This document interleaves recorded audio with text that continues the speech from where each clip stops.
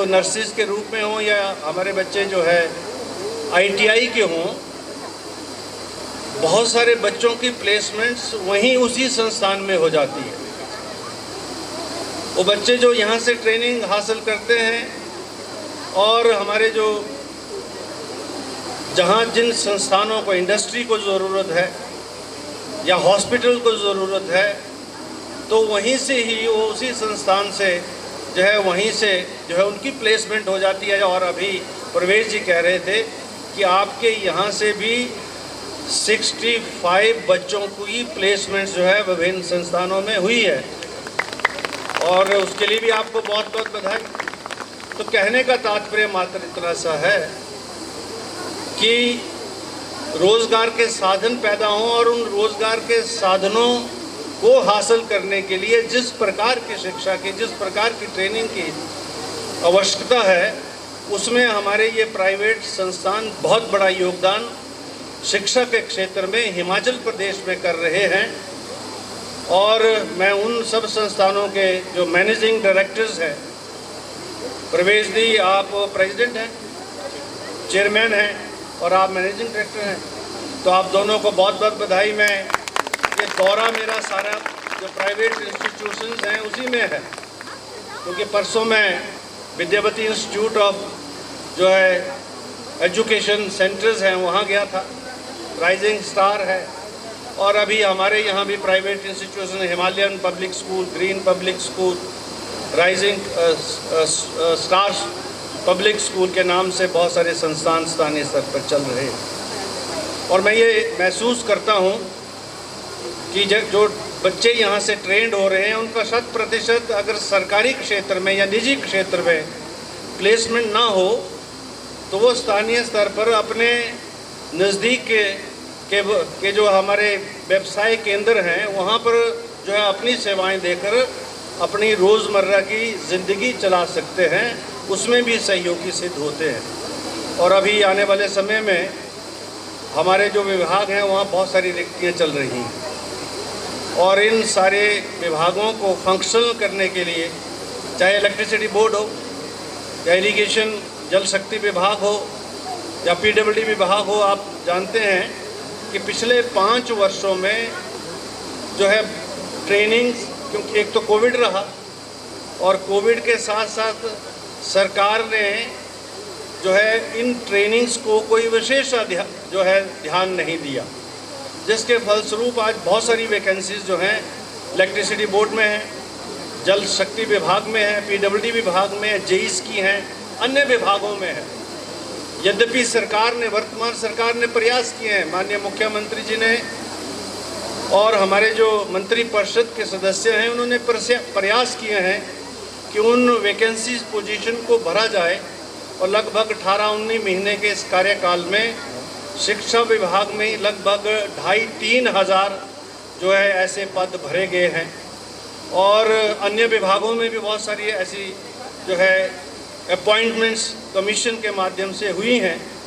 अभी आउटसोर्स के माध्यम से भी इलेक्ट्रिसिटी बोर्ड में इलेक्ट्रीशियन के रूप में, जल शक्ति विभाग में हमारे फीडर्स के रूप में, पंप ऑपरेटर्स के रूप में, मल्टीपर्पज़ वर्कर्स के रूप में और फॉरेस्ट वर्कर के रूप में फॉरेस्ट डिपार्टमेंट में आने वाले समय में ये नियुक्तियों के माध्यम से रोज़गार की व्यवस्था जो है यहाँ स्थानीय स्तर पर होगी।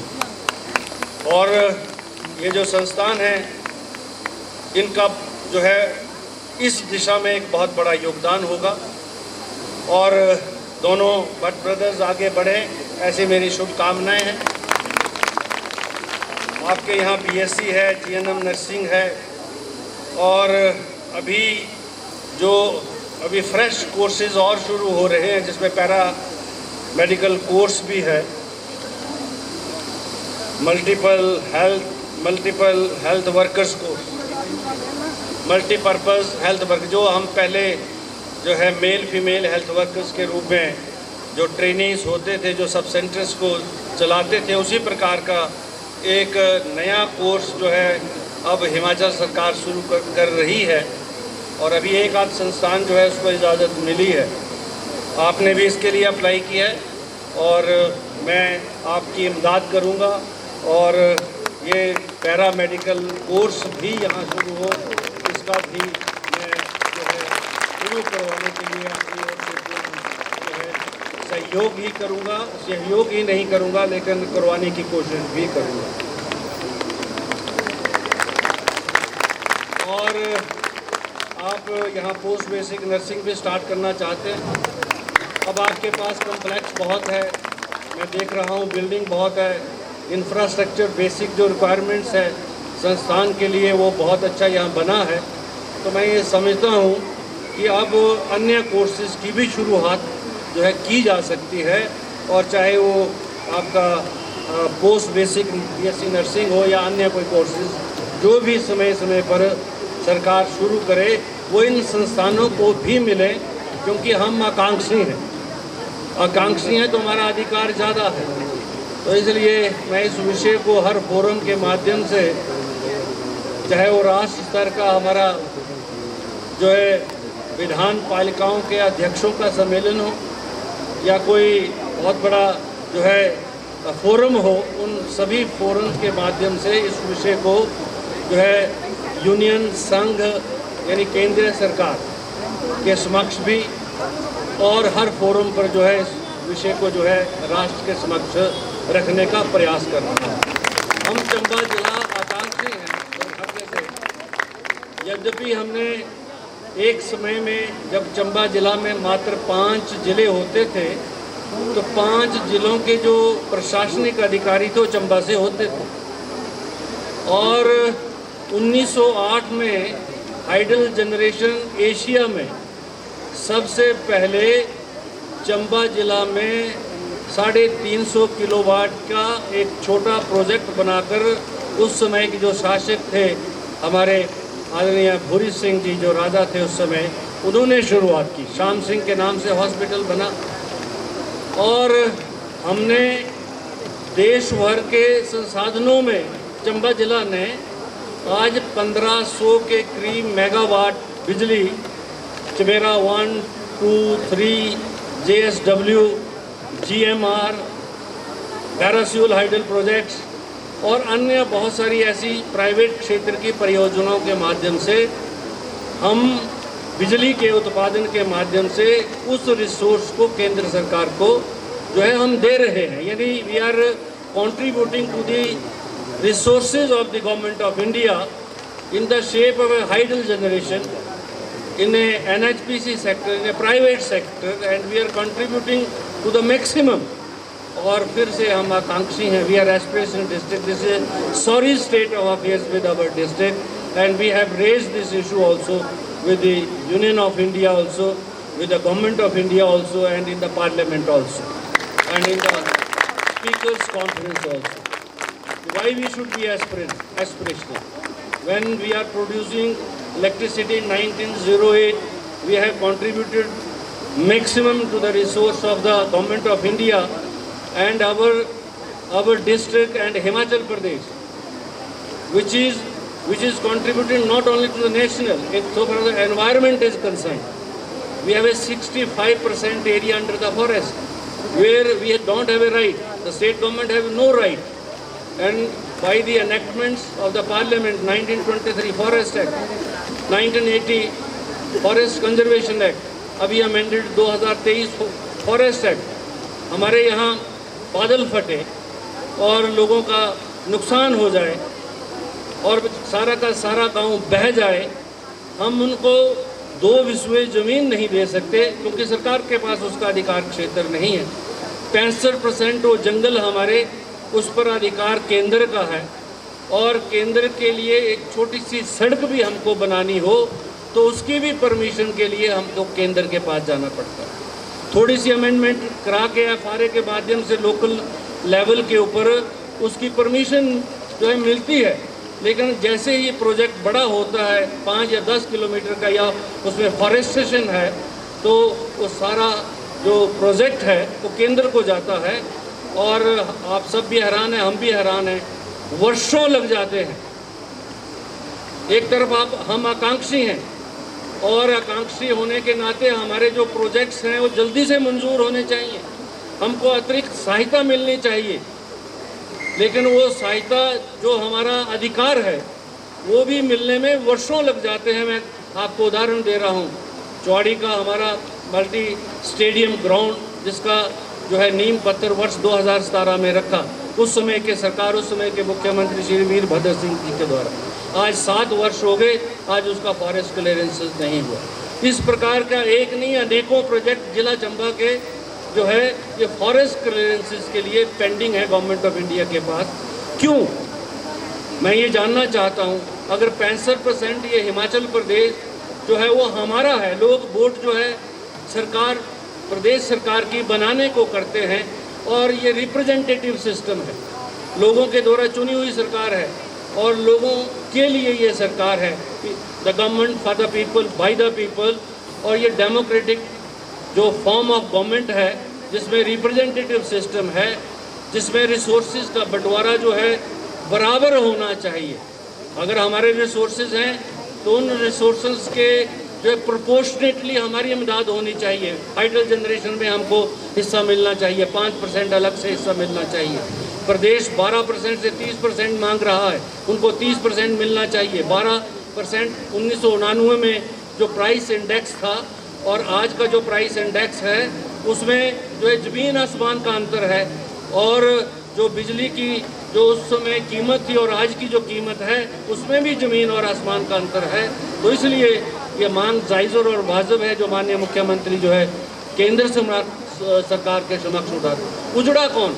उजड़ा तो हिमाचल प्रदेश, चाहे भाखड़ा बांध हो और जो है ग्रीन रेवोल्यूशन आया पंजाब में, किसने लाया? हमारी नदियों ने लाया, ब्यास ने लाया, सतलुज ने लाया, भाखड़ा के बांध ने लाया। वाइट रेवोल्यूशन आया अगर देश के अंदर, किसने लाया? इन बांधों के माध्यम से आया। वहाँ पर दूध उत्पादन ज़्यादा हुआ तो वाइट रेवोल्यूशन आया।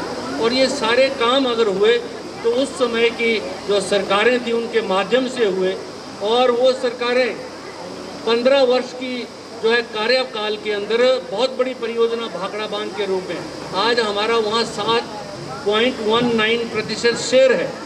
2000 करोड़ की डिग्री हमने सुप्रीम कोर्ट से लेके रखी है, लेकिन आज वो 2000 करोड़ हमको नहीं मिल रहा, वो शेष सहायता हमको नहीं मिलती है, नुकसान होता है हमको नहीं मिलता है। संसाधन हिमाचल प्रदेश के यही हैं। हम अगर अच्छी वायु दे रहे हैं दुनिया को, अच्छा पर्यावरण दे रहे हैं दुनिया को, तो क्या हम वायु के सहारे तो नहीं जी सकते? भाई, वायु जीने के लिए आवश्यक है, ज़रूरी है, लेकिन पेट भरने के लिए खाना भी ज़रूरी है।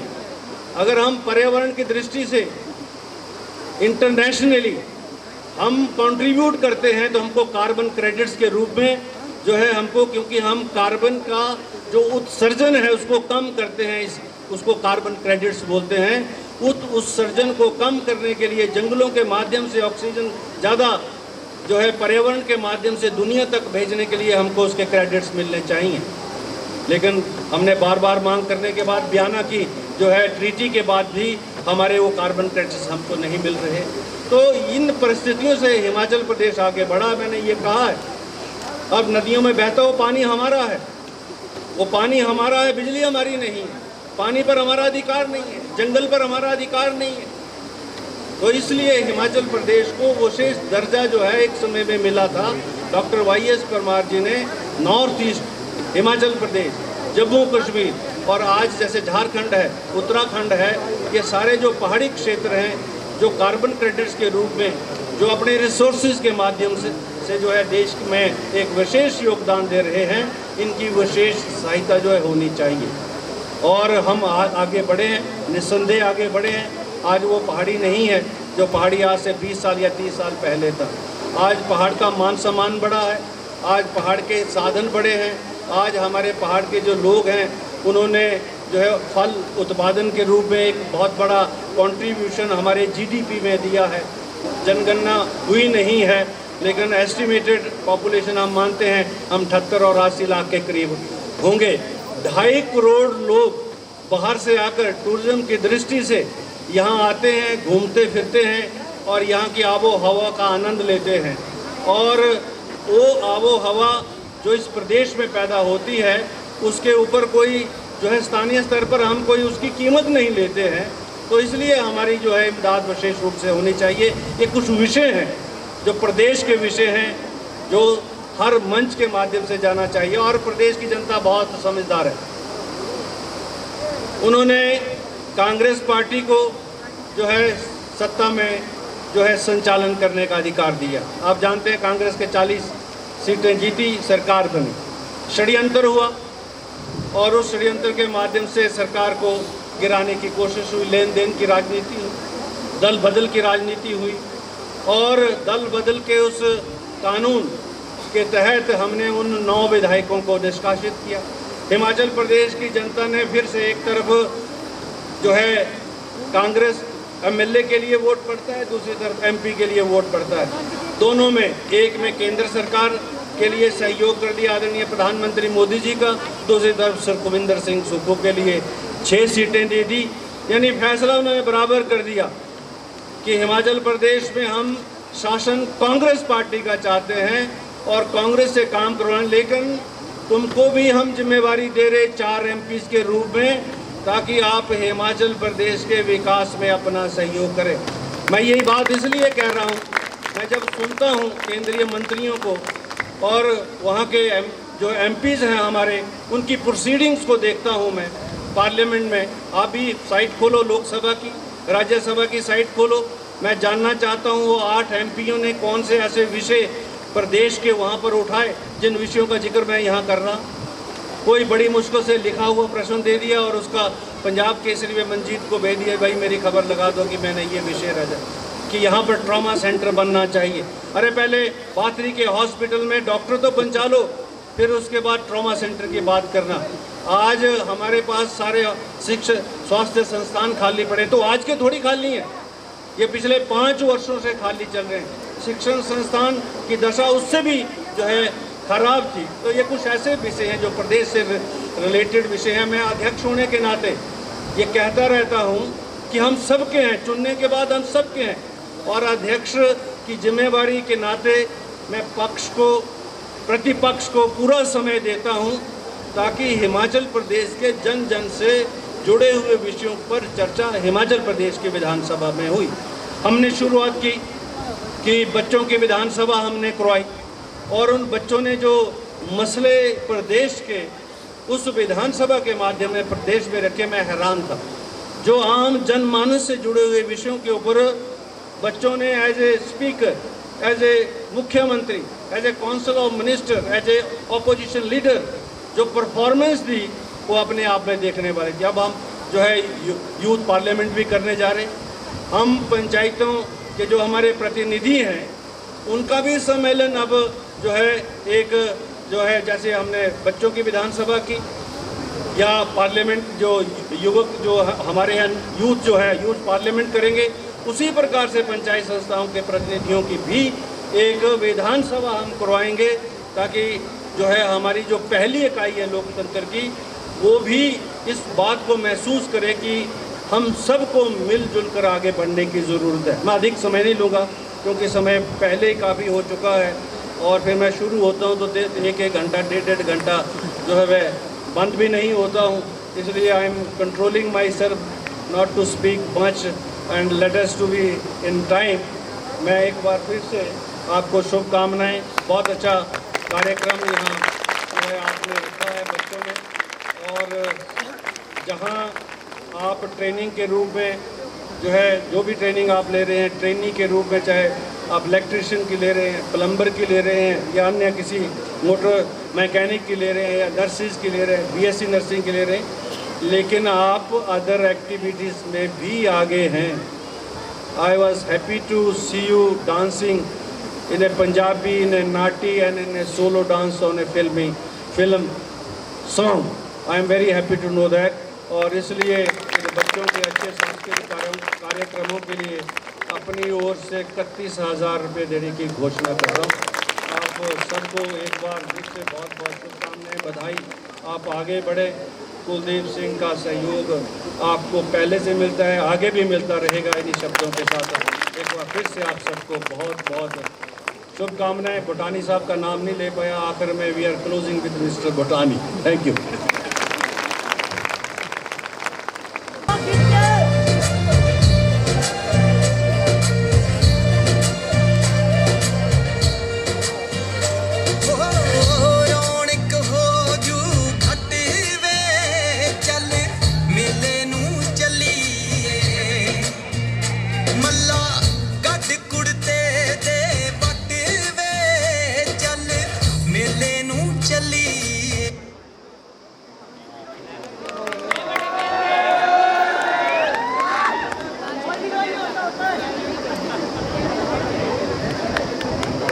जोड़ियां लिए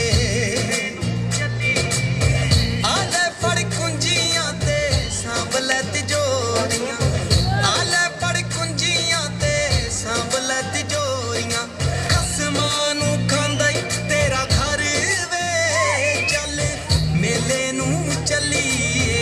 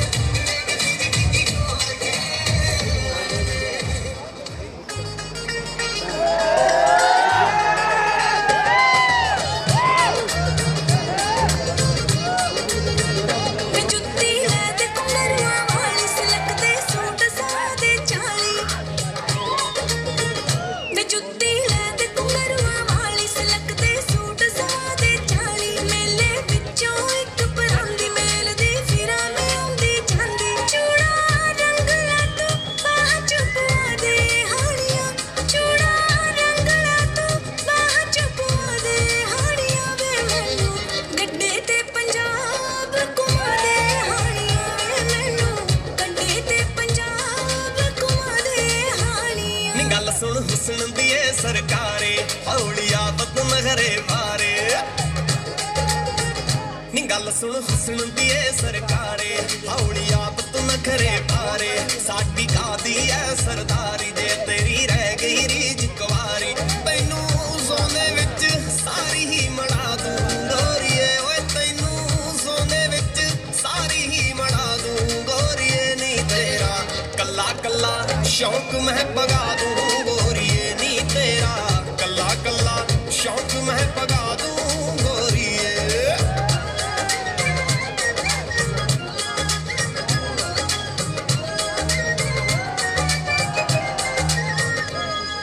सूही लेके एक फुलकारी लेके लौंदी फिर उड़ारी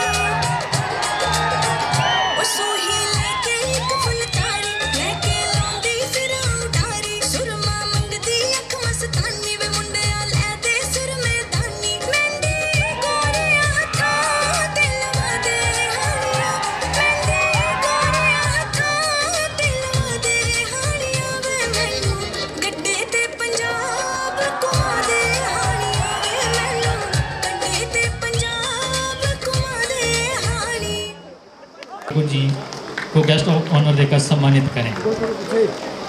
इसके बाद SCIPH चंबा इंजीनियर श्री राजेश मोगरा जी को गेस्ट ऑफ ऑनर देकर सम्मानित करें। ये मंच पे आए और इस दिन को याद करें। इसके बाद CMO चंबा डॉक्टर विपिन जी को गेस्ट ऑफ ऑनर देकर सम्मानित करें। इसके बाद DSP ढोजी श्री हेमंत ठाकुर जी को गेस्ट ऑफ ऑनर देकर सम्मानित करें। इसके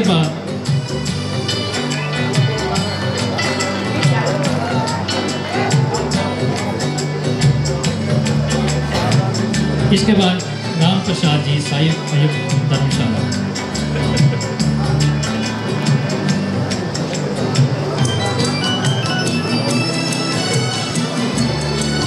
इसके बाद कौशल गांगटा जी मंच पे आए और इस दिन को याद कर रहे हैं।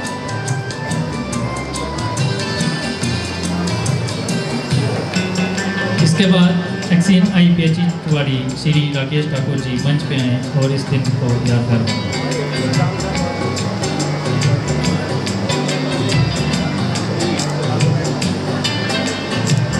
इसके बाद PPWD डलोजी श्री अतुल जी को गेस्ट ऑफ ऑनर देकर सम्मानित करें। इसके बाद SHO डलोजी श्री जगदीश। इसके बाद DFO डलोजी श्री रजनीश महाजन जी को गेस्ट ऑफ ऑनर देकर सम्मानित करें।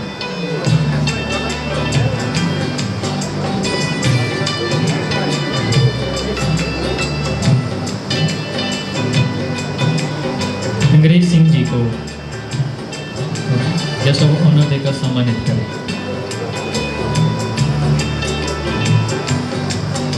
अंग्रेज सिंह जी। इसके बाद प्रकाश भूटानी जी कांग्रेस लीडर को गेस्ट ऑफ ऑनर देकर सम्मानित करें।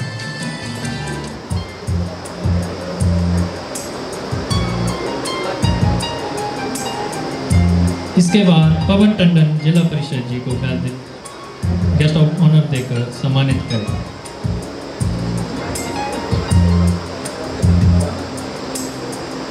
इसके बाद किशन चेला डायरेक्टर फॉरेस्ट कॉर्पोरेशन को गेस्ट ऑफ ऑनर देकर सम्मानित करें।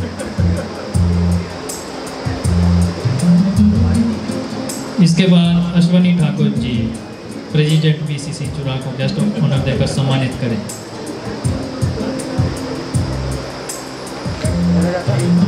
इसके बाद जस्साराम भारद्वाज जी वर्किंग प्रेसिडेंट BCC चुरा को गेस्ट ऑफ ऑनर देकर सम्मानित करें। इसके बाद जो हमारे भी उपस्थित पत्रकार हैं, दिव्य हिमाचल के पत्रकार श्री मंजीत मिन्हास जी को गेस्ट ऑफ ऑनर देकर सम्मानित करें। तो जल्दी से मंच पे आ जाएं और इस दिन को यादगार बनाएं। इसके बाद दैनिक जागरण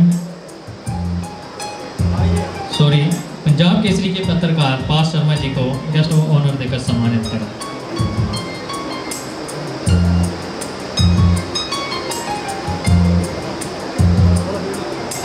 इसके बाद प्राइम टाइम खबर के पत्रकार सलीम मोहम्मद जी को गेस्ट ऑफ ऑनर देकर सम्मानित करें। इसके बाद आंचल मोंगिया जी को गेस्ट ऑफ ऑनर देकर सम्मानित करें।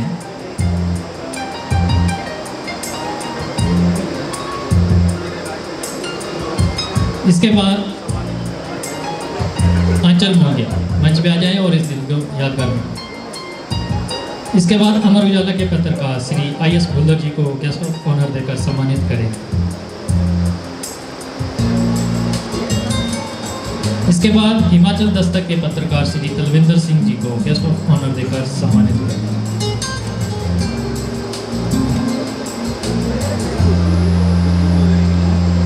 इसके बाद अनंत ज्ञान के पत्रकार श्री मुकेश कुमार जी को और चंबा न्यूज़ एक्सप्रेस मुकेश कुमार जी को गेस्ट ऑफ ऑनर देकर सम्मानित करें। इसके बाद दैनिक जागरण के सब ऑफिस इंचार्ज श्री विशाल शेखरी जी को गेस्ट ऑफ ऑनर देकर सम्मानित करें और इस दिन को याद करें।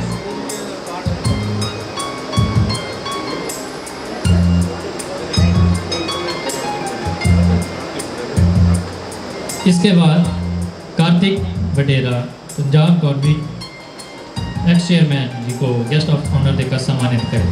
कार्तिक वडेरा जी।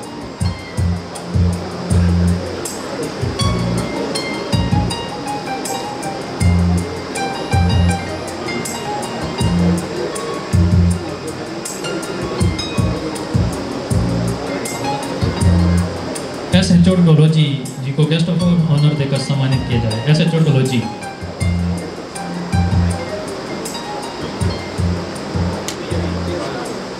धन्यवाद सर।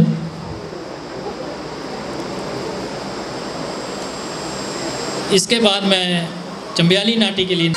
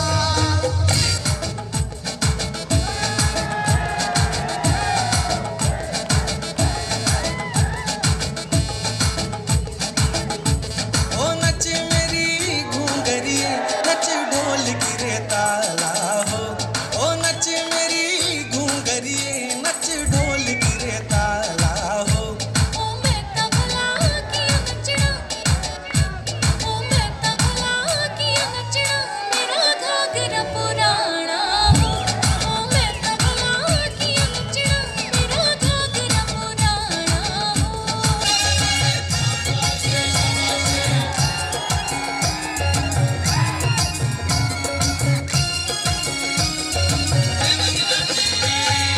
लुड़े मो पने तुआ तेरी गठड़ी ओ लुड़े मो पने तुआ तेरी गठड़ी मां तेरी गठड़ी तेरी गठड़ी लुड़े मो पने तुआ तेरी गठड़ी ओ लुड़े मो पने तुआ तेरी गठड़ी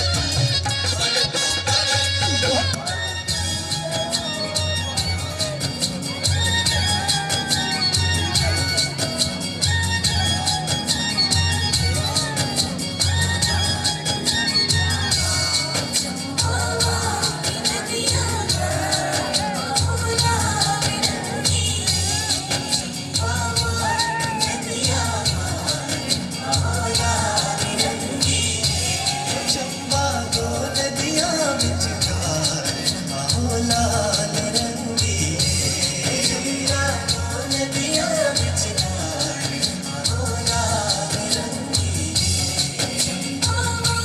नदियां आओ लाल रंगी